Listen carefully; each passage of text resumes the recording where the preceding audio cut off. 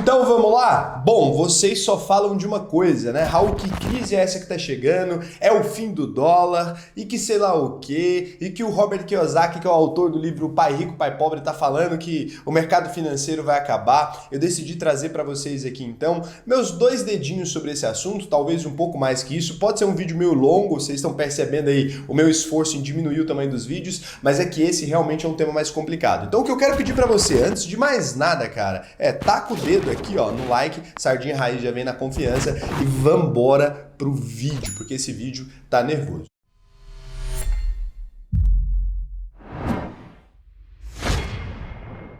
Então, para quem não sabe, o Robert Kiyosaki, que é esse cara que está falando agora do fim do dólar, que a maior crise da história está se aproximando, ele não é um Zé Ruela qualquer. Ele é o autor do livro Pai Rico, Pai Pobre, que é um dos livros de finanças mais recomendados do mundo, cara. 9 em cada 10 educadores financeiros aí, ou mesmo economistas, acabam recomendando esse vídeo para quem quer aprender um pouquinho mais sobre esse mundo do dinheiro, sobre empreendedorismo, porque ele é um livro muito didático. O Robert Kiyosaki descreve naquele livro ali, né, a vida dele e de um melhor amigo que ele tem ali. Um deles tem um pai rico e um deles tem um pai pobre. O Robert Kiyosaki é filho de um pai que ele chama de pai pobre, mas não é pobre necessariamente de não ter nenhum dinheiro ou alguma coisa assim. É um cara que é pobre nas ideias ali. Ele é um funcionário público e ele não gosta de dinheiro, ele tem uma aversão ali à riqueza, ele tem uma aversão ao empreendedorismo.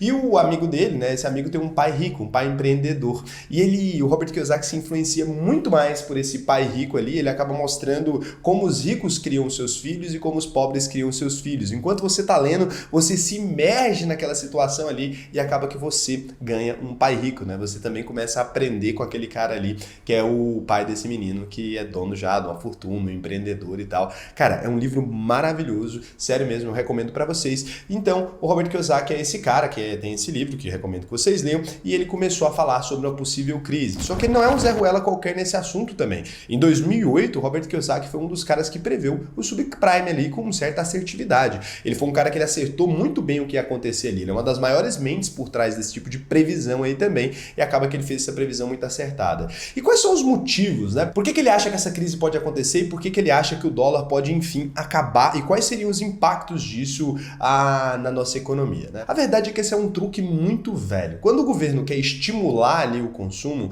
o que ele faz é colocar dinheiro na economia. E aí você pensa assim, muitas vezes quando alguém fala em injetar dinheiro na economia, né, a gente simplesmente imagina que o governo vai ali e cria um dinheiro e coloca na economia. Não é muito assim. O governo tem diversos mecanismos pelos quais eles podem enfiar dinheiro na economia. O principal mecanismo, normalmente, é cortando a taxa básica de juros dos próprios títulos do governo. Então, o governo ali, ele reduz a taxa dele de juros, né? E aí você está vendo isso acontecer no Brasil no último ano. Então, a taxa Selic cai para 2% ao ano, entenda os impactos. Selic chega a 2%, por que o novo corte? Quando o governo faz isso, como os bancos utilizam esses títulos públicos ali, os bancos acabam repassando essa diminuição dos juros que eles estão pegando para você também. E aí, como você pega mais crédito, né? E aí você pensa, cara, mas eu não peguei empréstimo. A sua linha de crédito expande, o seu cartão de crédito fica com limite maior, e as pessoas normalmente gastam todo o limite do cartão de crédito delas. As empresas conseguem um crédito mais barato e conseguem contratar mais pessoas, e tudo isso vai gerando mais dinheiro na economia. Então todo mundo vai tomando aquele crédito, né? As empresas, as pessoas vão tomando aquele crédito e a gente cria uma economia baseada no crédito. E aí o mercado começa a reagir. Então a gente vê um mercado muito mais aquecido. Pessoas comprando mais casas, mais carros, mais tudo. E comprando, indo no supermercado, indo no restaurante, indo no sei lá o quê. E quando isso tudo acontece, a economia parece estar indo muito bem. Eu vou explicar por que parece, né? O que aumentou nesse caso? E aí com isso tudo, a economia parece estar indo muito bem. As pessoas estão comprando, as empresas estão produzindo e aquilo tudo está funcionando e a economia começa a rodar. Então quanto mais a taxa de juros cai, maior a oferta de dinheiro no mercado. Quanto maior a oferta de dinheiro, mais o dinheiro vai parar na mão das pessoas. Por quê? Por meio do crédito, por meio de novos empregos e sei que lá. Esse seria o cenário ideal. Só que a gente tem que se lembrar que quando o governo corta a taxa de juros de uma vez, o que aumentou foi a quantidade de dinheiro disponível no mercado. Quando você vai no mercado, você não come o papel, o dinheiro em si você não come. Você compra um arroz, você compra um feijão, você compra um carro. O que você quer não é o dinheiro, você quer o que o dinheiro pode comprar. O papel em si não é o que te interessa. Então a gente utiliza o dinheiro para comprar coisas. Mas já parou para pensar? Quando o governo simplesmente corta a taxa de juros, o número de vacas no pasto aumenta? de uma hora para outra? O número de carros fabricados aumentou de uma hora para outra? Ou simplesmente aumentou o número do dinheiro de uma hora para outra? Então o que acontece é que as pessoas vão direto para comprar as coisas e quando elas chegam lá, o número de coisas disponíveis para se comprar permaneceu o mesmo. E é pela regra de oferta e demanda. Se a oferta é menor do que a demanda para aquele produto, o que acontece? Se vocês todos quisessem comprar agora esse maravilhoso café, nossa, inclusive, sério, a gente comprou uma máquina de café muito boa. Se vocês todos quisessem comprar esse maravilhoso café agora, eu poderia estar vendendo ele por 50 centavos, mas se eu vejo uma fila com 100 pessoas querendo comprar ele por 50 centavos e eu só tenho um café, eu não tenho 100 cafés, eu só tenho um café, né? Eu teria que comprar mais pó, mais grão para vender para 100 pessoas, eu não tenho nesse momento. Então se eu tenho 100 clientes e só um café, o que eu faço? Eu vou aumentando o preço. Eu falo assim, gente, eu quero vender esse café por R$2. Alguém quer? Algumas pessoas vão sair da fila e outras vão ficar lá. Ah, gente, agora é R$30. Quem quer? Algumas pessoas vão sair da fila, outras vão ficar lá. E eu vou tentar chegar nisso no preço mais alto que eu puder vender esse café. Essa é a regra normal de mercado. Porque se eu não tenho mais produto para te vender, eu tenho que aumentar o preço do meu produto. Essa é a regra natural do mercado. Porque senão os produtos simplesmente acabariam na prateleira. E é exatamente isso que acontece na economia. Então, de repente, a oferta de dinheiro aumentou de uma hora para outra, mas os produtos nas prateleiras ou a fabricação de produtos não acompanha isso. O que a gente começa a ver é um fenômeno que a gente começa a chamar de inflação, né? Esse é o efeito dessa demanda maior do que a oferta de produtos, o que faz que quando a gente olhe um belíssimo flyer do supermercado de 1997, como esse aqui, a gente encontre preços que realmente surpreendem a gente. Olha só, 1 quilo de açúcar refinado por 69 centavos, um pacote de arroz por R$3,28, uma lata de ervilha por 35 centavos, um miojo por 45 centavos, então uma lata de tomate por 85 centavos, a gente conseguia comprar uma Coca-Cola com 2 litros com R$2, sei lá, R$1 e pouco, e hoje em dia a gente compra todos esses produtos por um preço muito maior, a gente acaba pagando às vezes que R$10 numa Coca-Cola 2 litros ou, sei lá, R$5 numa lata de ervilha, a gente acabou vendo uma evolução desses preços muito grande exatamente por essa injeção de dinheiro na economia por meio da corte na taxa de juros. A inflação tem diversas outras causas, essa é uma das principais causas dela, mas para poder explicar o que o Kiyosaki está falando para vocês, eu estou apresentando isso aqui. Tudo bem, mas ainda que o governo possa cortar a taxa de juros muitas vezes mesmo, chega num limite da quantidade de juros que pode ser cortada, porque se a taxa de juros está lá em 15, a gente pode cortar ela até qual limite? Até 0, a não ser que você seja o Japão, aí você pode cortar ela um pouquinho abaixo de 0 ainda.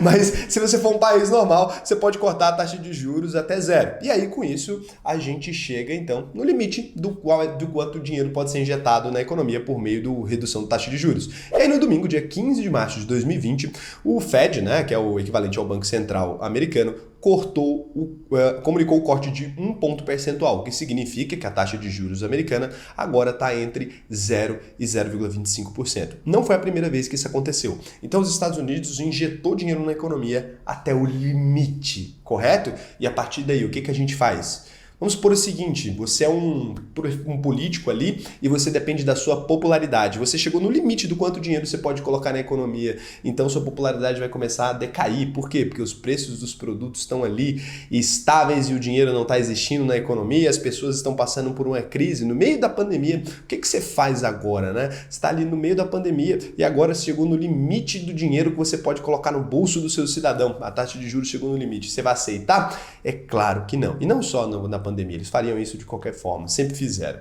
Então, o que você pode fazer, né, se você é um país e chegou no limite da sua taxa de juros? É aqui que a gente chama de quantitative easing, que agora tem inclusive um nome em português chamado flexibilização quantitativa.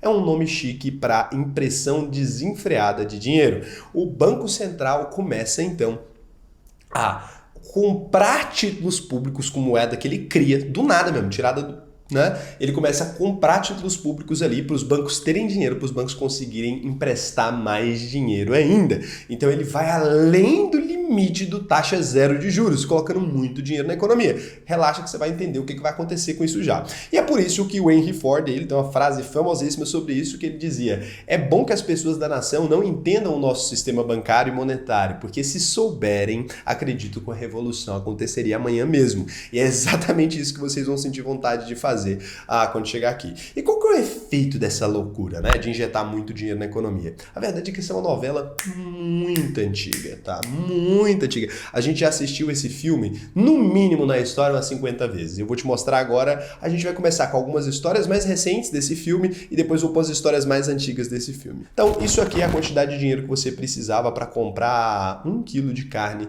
em agosto de 2018 na Venezuela. Sim, um bolívar venezuelano hoje não vale praticamente nada, sério mesmo. Se você tem 10 reais agora no bolso, você tem mais ou menos 6.399.000 bolívares venezuelanos. Então aqui o quilo da carne chegou a ser vendido por 9,5 milhões e a Venezuela viveu a hiperinflação de 82.000%. A Venezuela utilizou muito a impressão de dinheiro. Ela pode ter feito isso por diversas formas, né? Quantitative easing, impressão desenfreada, corte na taxa de juros, eles fizeram isso de todas as maneiras e chegou num momento que a economia real simplesmente não correspondia mais à quantidade de dinheiro que eles tinham injetados, faltava dinheiro em todo lugar, então o dinheiro voltou a tender a zero. Uma moeda fiduciária é um pedaço de papel, ela não equivale a nada, então o preço dela necessariamente tende a zero, e aí nesse tipo de crise o papel passa a não valer mais ou menos nada mesmo, e aqui você vê o efeito. Aí você pensa assim, Raul, mas isso foi a Venezuela. Um país sério jamais aconteceria isso. Bom, essa daqui é a República de Weimar, em 1918, onde hoje fica a Alemanha, é a mesma Alemanha ainda. E aqui você vê a hiperinflação ali em 1918. Isso aqui é uma coisa tão séria da República de Weimar, o que aconteceu, que essa hiperinflação que estava acontecendo na República de Weimar é um dos fatores que levou ao Terceiro Reich, que levou à existência de um cara como Hitler ali, que fez aquela coisa toda. Porque quando os alemães ali estavam muito abatidos já com essa crise e ele chegou fazendo promessas do que queria fazer e devolver o dinheiro para os alemães, emprego alemão para o trabalhador alemão. Começou com um discurso muito perigoso e culminou naquilo que a gente já conhece, já viu o filme, né, para controlar a hiperinflação dos marcos ali na época, e a gente viu o que aconteceu. Então esse filme aqui também, muito antigo, né, e assim, isso vai muito mais antigo. Agora que eu vou mostrar para vocês, em 2008, mais recente até, o Zimbábue chegou a ter uma nota de 100 trilhões para combater a hiperinflação.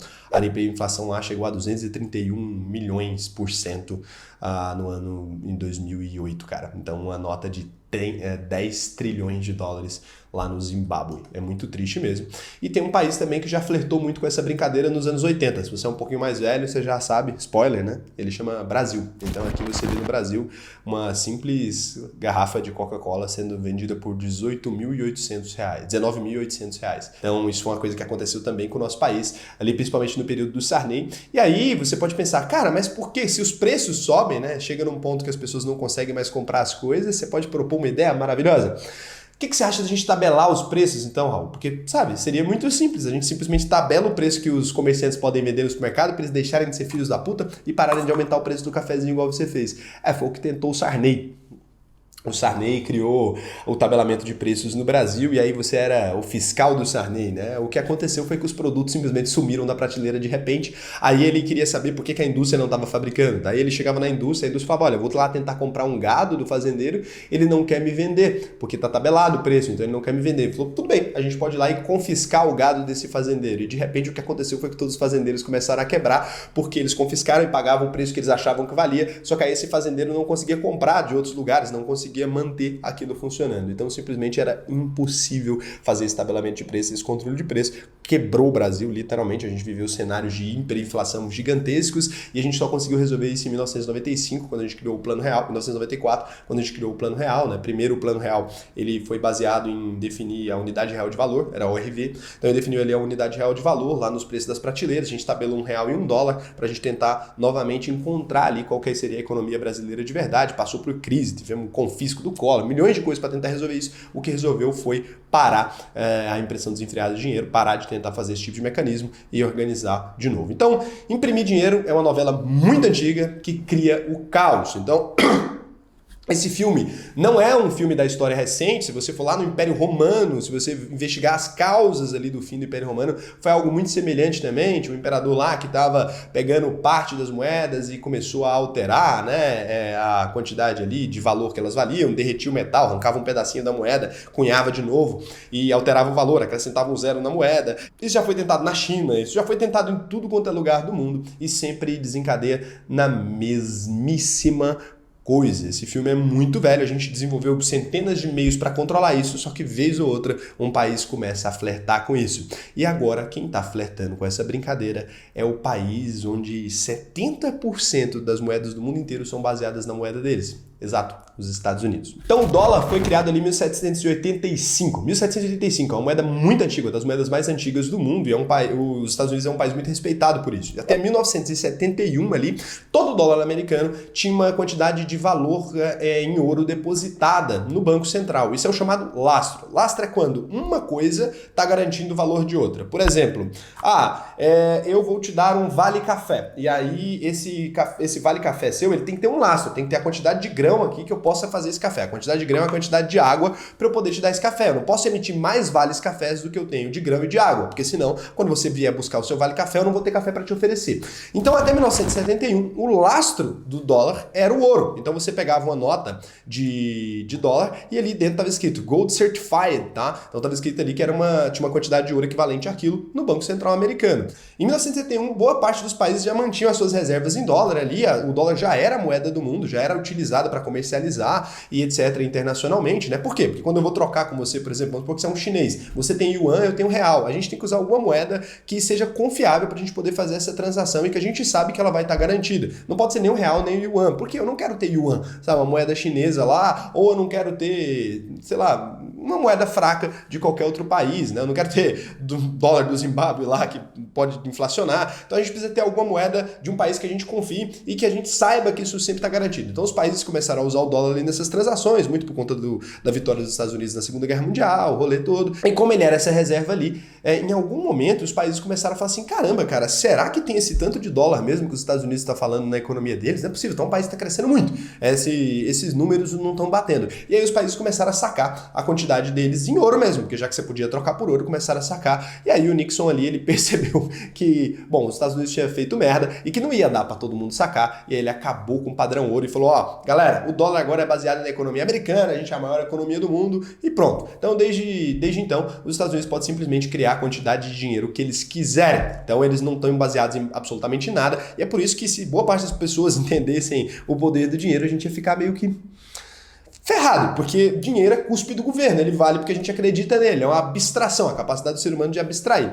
Então, eles começaram ali a imprimir dinheiro para um caramba. Uma vez que eles podiam agora imprimir dinheiro com todo mundo sabendo que eles podiam, eles não tinham motivo para parar de imprimir. Por quê? Porque a gente vive em regimes democráticos, tanto o Brasil, que é muito baseado no sistema americano, que é uma república, quanto os Estados Unidos. Então, acontece que um presidente tem um mandato de 4 anos ali, né? E a cada novo mandato ele precisa de popularidade. Se ele parar de imprimir dinheiro, no mandato dele, a gente teria uma crise ali temporária. Por quê? Porque ia faltar dinheiro no mercado, os produtos iam ficar mais caros, as coisas iam ficar meio doidas de repente, e lógico, isso é necessário para regular a economia, mas não é muito popular. Você deve imaginar que um presidente muito afeito ali a não gastar, ele é menos popular do que um que gasta aleatório. Imagina você com seus filhos, né? Você é a mãe e um pai. E aí a mãe ali é aquela pessoa que fala assim, olha, a gente vai controlar, a gente não pode fazer isso, não pode fazer aquilo. E o pai, toda vez que tá com o pai, aquele pai de fim de semana, ele pega o menino no colo, leva para comprar brinquedos, dá sorvete, sabe o quê? Por quê? Porque ele não tem que arcar com as consequências da saúde daquela criança na semana. A mãe dá só vegetal, faz tudo direitinho, o pai leva o menino para se divertir, de quem que a criança gosta mais? Obviamente do pai. E aí é exatamente o que acontece com o país. Um presidente vem, leva a gente pra Disney, leva a gente pra festa, fala sei que lá, vambora galera, tá tudo muito bom, tudo muito bem, e vem outro presidente e fala assim, galera, então, a gente está fazendo os ajustes aqui, infelizmente você não vai poder ir nem em Guarapari esse ano, porque senão vai foder tudo. Você vai gostar muito mais do cara que falava que a gente podia ir pra Disney. Então é sempre assim. E eu não tô fazendo uma referência ao Bolsonaro e o Lula não, porque os dois são bem ruins nesse aspecto, tá? É simplesmente essa coisa mesmo do mercado americano, de todo lugar, é assim no mundo inteiro. Então os presidentes que são mais afeitos ao controle ali mesmo, né, das receitas, das finanças de um país, normalmente eles são menos populares do que aqueles que fazem qualquer coisa, daqueles que deixam o negócio correr solto, tá? E aí é assim que acontece. E normalmente os governos de esquerda são esses que mais imprimem dinheiro e mais fazem loucura, mas o Bolsonaro tá saindo muito bem também na tarefa de imprimir bastante dinheiro. Só para deixar claro que o Guedes também deu uma imprimida forte por causa da pandemia e taraná.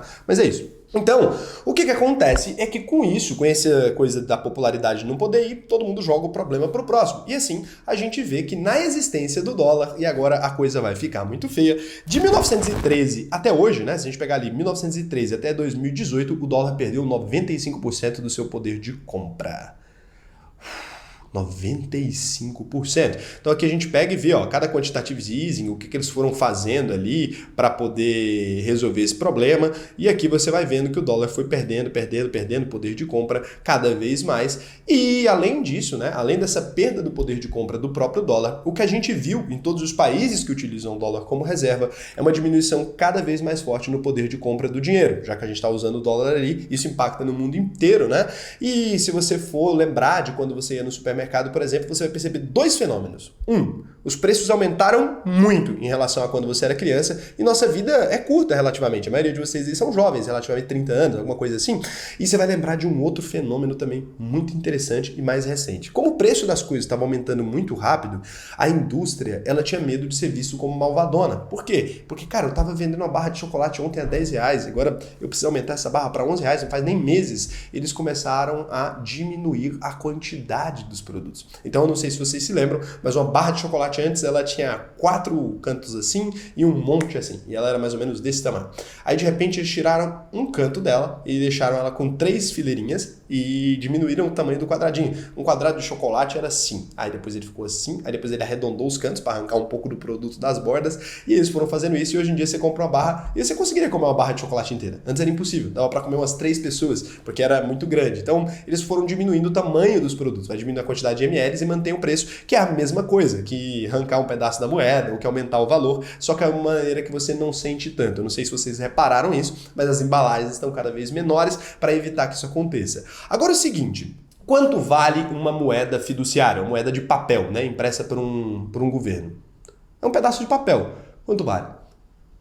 Exato, a resposta é que não vale nada. Então, tudo aquilo que não vale nada, pelas regras naturais de mercado, o preço tende a não valer nada. Então, se o dólar de 1913 a 2018 perdeu 95% do poder de compra, quanto tempo falta para o dólar perder os 5% que estão faltando? E aí, se ele é 70%, se 70% dos países utilizam o dólar de alguma maneira, o que vai acontecer com a economia global? É exatamente aqui que a gente vê um problema. E aí, assim, quando uma bolha começa a se ensaiar, a gente tem uma concentração de renda nas classes mais altas. É isso que acontece. Então, teoricamente, todo mundo que ganha mais dinheiro começa a ganhar cada vez mais dinheiro. O dinheiro vai subindo e vai saindo das partes mais baixas e vai subindo. E aí as pessoas que normalmente são usualmente a favor, né, do Estado gigante, do Estado enorme, inchado, elas defendem isso porque elas acham que isso melhoraria a vida da população mais pobre. Mas obviamente que não, né? A gente sabe que se o Estado começar a imprimir dinheiro, os mais impactados são aquelas pessoas que têm pouquíssimo dinheiro e que recebem um salário específico, porque isso corrói o salário delas. Aquele cara que é empresário, ele está repassando o preço dos produtos, porque não tem outro jeito, ele está repassando o preço dos produtos para as pessoas e continua ali tendo uma entrada de dinheiro, o preço dos produtos dele vai sendo reajustado.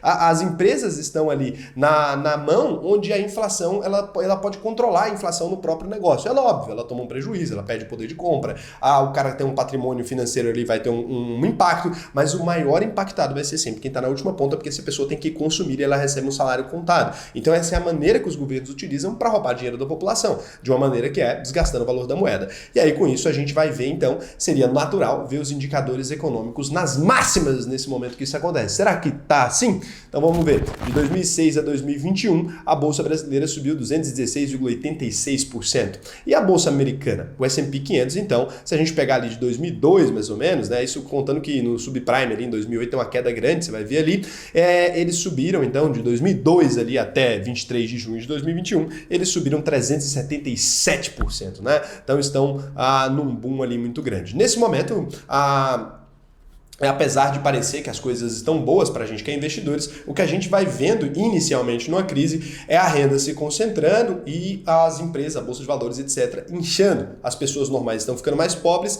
isso demora um pouco mais a impactar o mercado financeiro. Por quê? Na hora que o consumo cair vertiginosamente, ou que uma crise começa a se desenhar de maneira muito forte, a gente fala que é uma bolha de sabão e explode. E aí, na hora que explode, a coisa toda cracha para todo mundo. E aí não tem rico nem pobre, todo mundo sofre. Então, o governo ele vai injetando dinheiro, a gente está atrelado ao dólar e as moedas fiduciárias tendem a valer zero em algum momento. Falta 5% para o dólar e para as outras moedas é assim. E para vocês saberem em que ponto que a gente já está, em que pé que a gente já está disso, os Estados Unidos fizeram 3 flexibilizações quantitativas, então 3 quantitative easings, e eles não pararam ainda. Agora com o Biden ganhando lá, eles estão imprimindo bastante dinheiro, injetando bastante dinheiro na economia. Na crise do Covid injetaram trilhões na economia e por isso que é natural que as bolsas de valores do mundo subam. A Europa também está no mesmo sistema, já está fazendo quantitative easing há um tempo. O Brasil, ele também fez injeções de dinheiro na economia, não chegou a fazer flexibilização quantitativa ainda, mas injetou bastante dinheiro, emitiu muita dívida, cortou muita taxa de juros, além do que a gente poderia nesse momento, porque estava querendo incentivar a economia, tanto é que agora a gente está vendo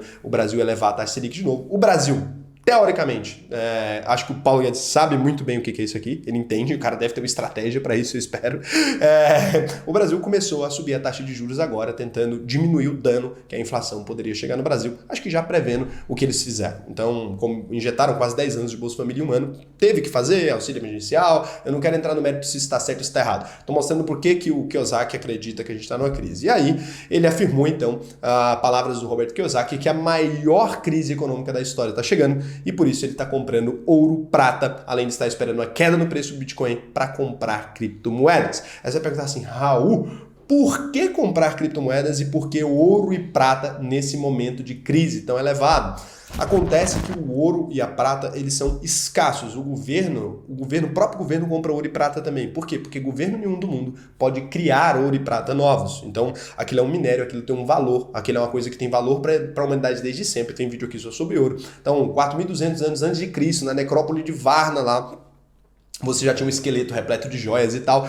Por quê? Porque o ouro ele consegue manter o valor dele ao longo dos anos. Hoje em dia ele já tem utilidade, ele já é usado nos eletrônicos, mas não por isso, né? Mesmo quando ele era só um adorno, quando ele era só um minério, ele tinha valor para a humanidade já. E por isso os países costumam acreditar naquele produto, e como dinheiro é abstração, pelo menos isso é escasso e não pode ser impresso por país nenhum no mundo. Então é normal que grandes milionários e tudo comprem ouro e comprem prata para fugir disso. E as criptomoedas, elas são agora o ouro e a prata da atualidade, porque o Bitcoin e outras criptos ali, eles são utilizados hoje para esse tipo de coisa, como reserva de valor ali, porque eles não podem ser criados por governo nenhum do mundo.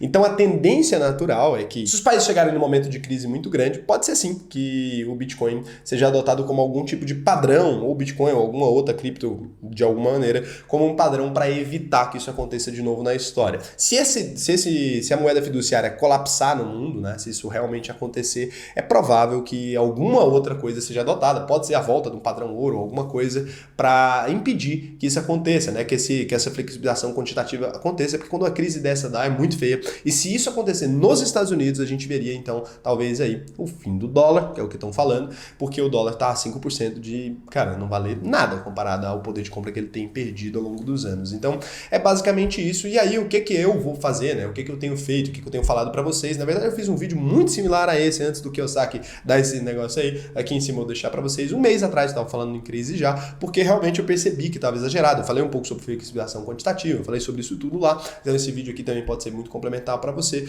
porque eu não acredito em governo nenhum. Eu não acho que esses caras estão bem intencionados, eu não acho nem que eles saibam o que eles estão fazendo. Eu acho que realmente algumas pessoas acreditam que as coisas vão se resolver de uma hora para outra. Eles acham que não vai ter uma consequência essa quantidade de dinheiro que eles estão injetando, e a gente já viu esse filme muitas vezes. Eu sou um cara que eu olho para trás na história e eu costumo confrontar aquilo ali que aconteceu com o futuro. E o passado me mostra agora claramente que essa ideia dos Estados Unidos não é uma boa ideia e que a gente vai sofrer as consequências disso. Então, é por isso que eu acredito em não ter moedas fiduciárias. Eu estou mantendo a menor quantidade possível do meu patrimônio em dinheiro, em espécie, quase nada, porque eu realmente acho que isso pode ser muito grave.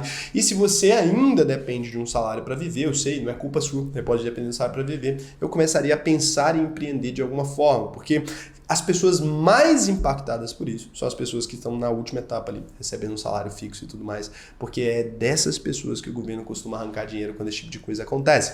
Porque os empresários, eles são necessários para a recuperação econômica, né? Então acaba que o governo tenta fazer leis ali que beneficiem e impeçam que as empresas quebrem. Mas as pessoas que dependem desses empregos normalmente são as que mais têm que apertar o cinto. A corda sempre arrebenta para o lado mais fraco. E eu começaria a pensar nisso se eu fosse você. Tá bom? Então, o vídeo de hoje é só. Eu peço que se você tenha gostado do vídeo, você comenta aqui pra mim se você quiser concorrer a uma canequinha do Investidor Sardinha. Aqui parece que não tem nada nela, mas quando você coloca um líquido nela, ela aparece a logo do Investidor Sardinha e aqui atrás aparece você já aportou esse mês. Então, se você quiser concorrer a uma caneca dessa, comenta aqui. Você acha que faz sentido essa coisa de crise? Uma crise mundial tá chegando? O fim do dólar vai chegar? E aí você me segue lá no Instagram pra ver se você for o vencedor, @o_Raul_Sena. E o detalhe, se você quiser fazer aí, entrar na escola de investimentos, aprender um pouco mais sobre isso aqui, não ser mais tapeado pelas pessoas, você pode se matricular. A próxima turma da UVP é só em agosto agora, mas você já pode garantir sua vaga, porque vocês sabem, quando falta um mês, normalmente as vagas já estão lotadas. Então faz aqui a sua análise de perfil, clique em matricule-se já ali, faz a sua análise de perfil que a gente vai entrar em contato com você. Se você for aprovado, você pode vir estudar comigo aqui, que vai ser super legal. Um beijão pra vocês e até o próximo vídeo.